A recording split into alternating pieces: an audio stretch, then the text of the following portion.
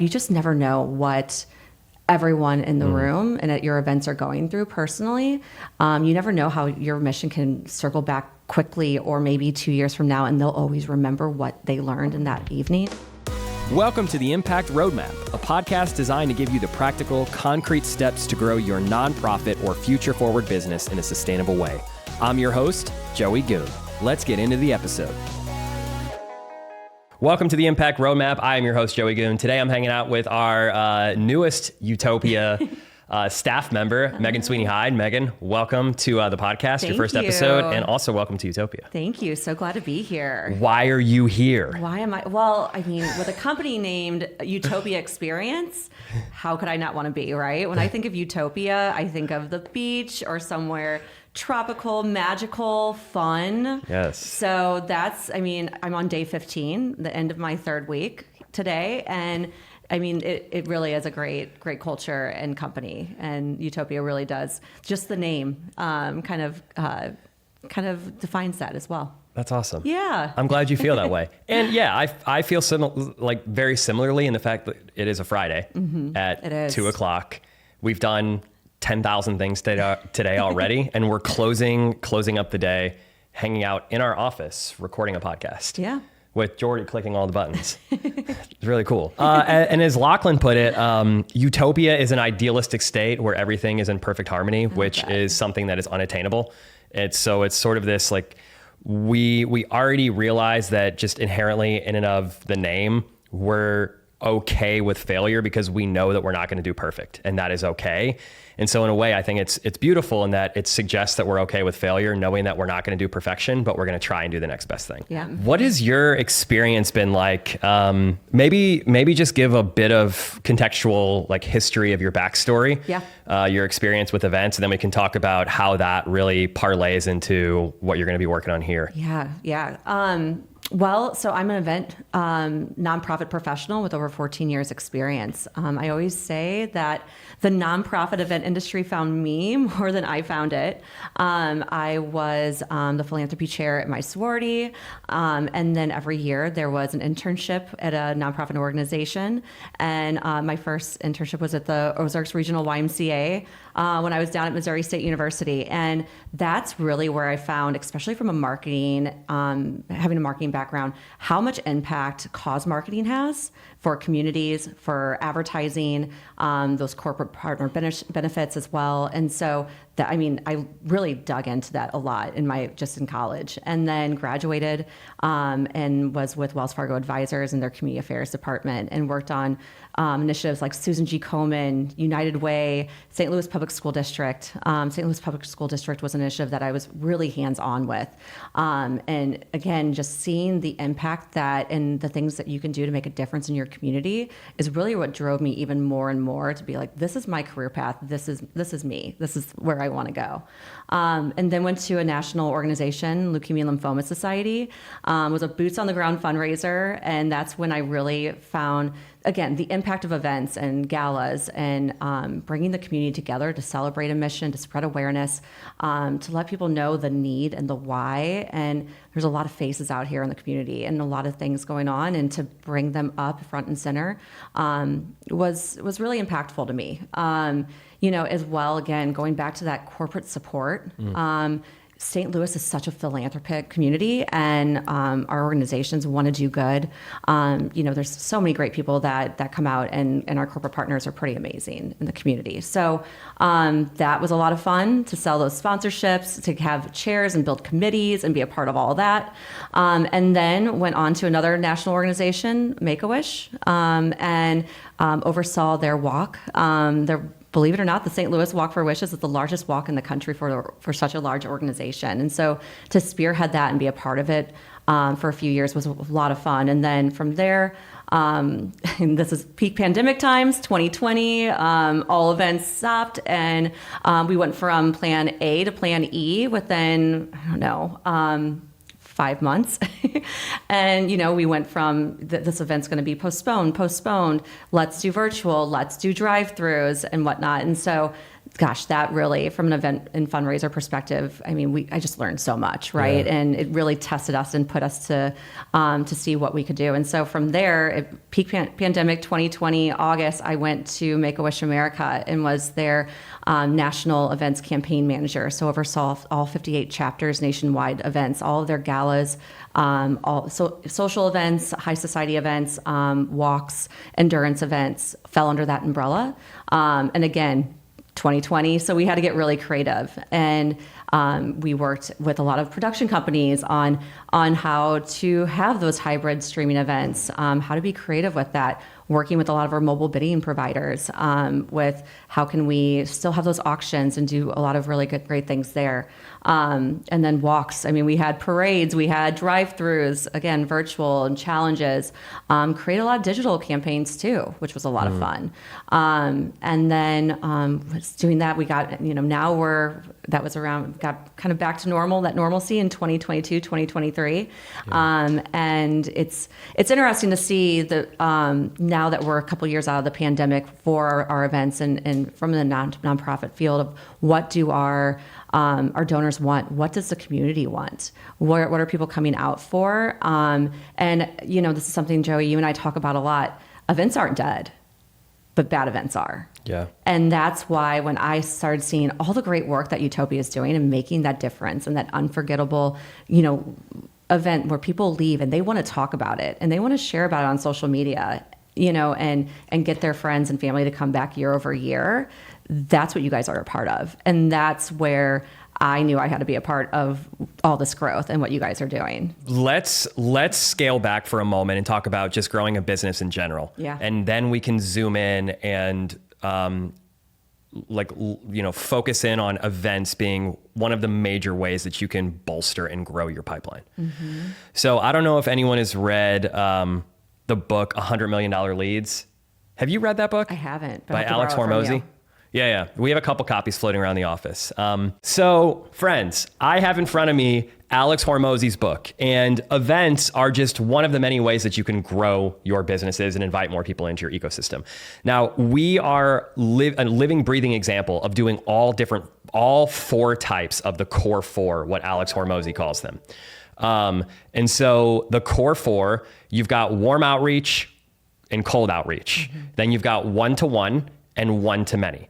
So a couple of different examples of warm outreach versus cold outreach. So warm outreach would be an event. Warm outreach could be a podcast episode like this. Cold outreach could be running paid ads. So taking a piece of content from this podcast, hyper-focusing in on a particular segment or a demographic of individuals that you want to create a lookalike audience on Facebook or social media, whatever platform it is that you market to. Maybe it's LinkedIn, if you're targeting business people, and posting an event with a short form piece of content, right? So that's running paid ads. Sure. So once you understand the core four, you can think of what are we already capitalizing on? And first, you want to start with calling all of your warm network, inviting them into your ecosystem. From there, you can start to do one-to-one email marketing or one-to-one LinkedIn marketing, where you're personally trying to connect with individuals that might be interested in whatever the thing is that you have to offer. On the nonprofit side, you want them to maybe donate or volunteer or come and attend an event so they can see why you matter and how they could potentially support. Once you've done those things and you've done them well, and you're like, I have enough people in my pipeline now to invite them to a thing, then and only then should you be focusing on an event. Right.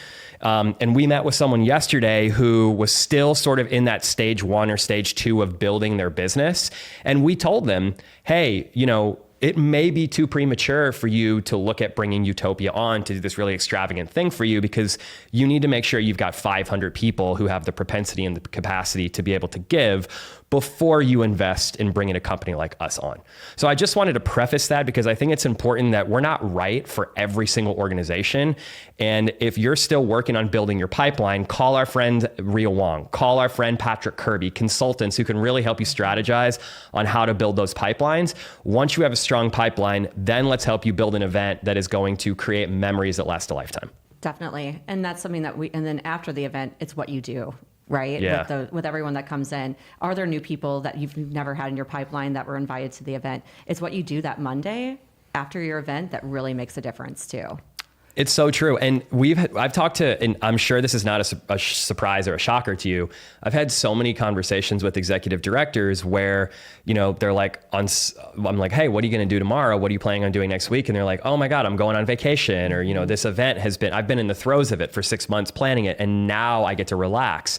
It's not time. No. The end of the event is the beginning of the relationship. Yeah. And so if you're going to bring on a company like us, one of the things that, we do differently is we're going to leverage our audio visual components in the room to help you capture information on your most important relationships. So think about audio visual that goes from one dimensional, that it's just in the room projecting images on a projector or an LED wall, to 12 dimensional. Now you're actually leveraging your audio visual to connect people more deeply to your mission and also capture information from them. When we turn that stuff over to you on Sunday or Monday, that's the time where, you're striking while the iron's hot, picking up the phone and trying to cultivate those deeper relationships, because the end of the event is the beginning of that relationship. Yeah. And that's something that, being in events, we, as a nonprofit professional, again, like you said, they're ready to go on vacation because they're wearing so many different hats. They deserve that vacation like no other. But again, 100%. But maybe wait 2 weeks, and that's where, again, bringing on an expert that's in events to help you and to be your coach and mentor and to be alongside you is so important, because that way we can take care of all of the event, the technology, all the things that need to happen on that day, so that you can really work on those relationships, see who's new in the room, who needs those warm and fuzzies and that extra love, and that you can really be a part of that and be more present and not have to worry about, again, the technology, the AV, and all of those things. That's where I see a good event go to a great event and a great fundraiser as well. And really go, not just meeting your goal, but exceeding that and going 20% revenue year over year instead of just being stagnant as well. Do you have a follow-up story that resonates? Because I've got my story of Hannah that I've shared 100 times over, because it resonated so deeply with me. This was now 8 years ago, and I still remember it like it was yesterday. But I'm curious to hear what that story might be for you. A follow-up story, this is when I was at the Leukemia and Lymphoma Society, and I followed up with every donor within 3 days that was in the room to ask them what they thought about the event, to get feedback, invite them back, see how they want to get involved. And there was one individual that I've never forgotten about. He went to our event on Thursday, and I followed up with him by that Monday, and he said he was just diagnosed. Wow. And learned all about the resources that we have and the difference that we're doing in the community, and to also know that he's not alone, and to be able to take on this new battle and journey that's going to be a huge priority now for him and his family. And so following back up, you just never know what everyone in the room and at your events are going through personally. You never know how your mission can circle back quickly, or maybe 2 years from now, and they'll always remember what they learned in that evening as well about your mission. So again, that's why focusing on having that right AV and that technology to really communicate what your mission is clearly and directly can really make a difference down the road. And that's where, again, now this individual is a large major gift donor, very active board member. And again, just kind of stumbled into this event. His neighbor invited him, and then consequently was soon diagnosed with leukemia. And then now he's part of the community, right? That's awesome. That's awesome in the sense that exactly, it's an amazing story about how, someone's trials and tribulations can, now that individual's still around, and they can serve the community at a much larger level because there's a level of empathy and understanding. Well, and it's about spreading awareness about your mission, right? Yeah. There's so many people that will show up in an event and they just know the name of it. They don't really, does every single individual that's in the room really know what you do? Do they know who you serve? Do they know how much money of your mission that's going to be donated today is going to go towards your mission, and what we're planning to do with it, or what the need is and that call to action is this year? I highly doubt it. Right? And so that's the purpose of your event. That's the purpose of why we need to have good technology and people by your side throughout this event to really help you. If you have people in the room that are there and captive and active, maximize on that. And that's by spreading awareness of your mission so that people leave and feel energized and excited Sure. to tell your story. One of the things we always talk about internally at Utopia is try and figure out ways to create small connection activities for your donors. You know, I think about myself, for a particular experience here that I had a couple of months ago where, you know, my wife and I have a 14-month-old. And so it's not as easy for us to just go out on the weekend and go to a thing. And so we couldn't get a babysitter this one particular weekend, but there was an event that I really wanted to attend, a fundraiser in Kansas City. And I ended up going on my own, and I didn't know anyone in this community. And I walked in, and it was an incredible organization, but walking into a community of strangers with 5, 6, 7, 800 people in this space that I didn't know made me feel really uncomfortable. Intimidating. And what do? In that space, we shut down, tune out, and turn off because there's that fight or flight reflex that happens. It's just a natural human tendency. Absolutely. So we always think about, how do you ensure that that doesn't happen? How do you, within the first 2 minutes of somebody's arrival, create the space for psychological safety? Mm-hmm.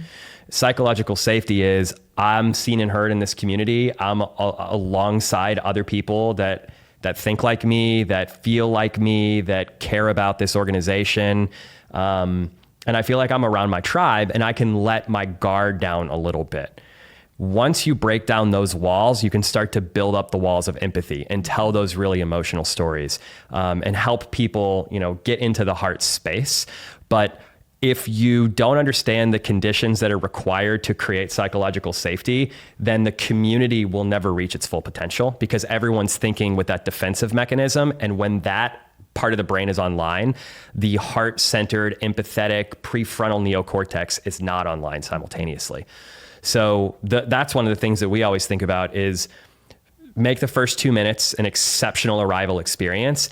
And can you break up people into smaller groups so that there's an opportunity for people to intimately connect and relate to each other before you go into the main program? Yeah, well, and that's where lean on your board, lean on your committee, your volunteers, people that are involved in the mission, to give that warm welcome in the beginning. Yeah. I think that's one of the key things, and especially if you're walking into a gala and you're there within the first 2 minutes, and one of the first questions is the mobile bidding provider asking for your credit card information. That feels very transactional.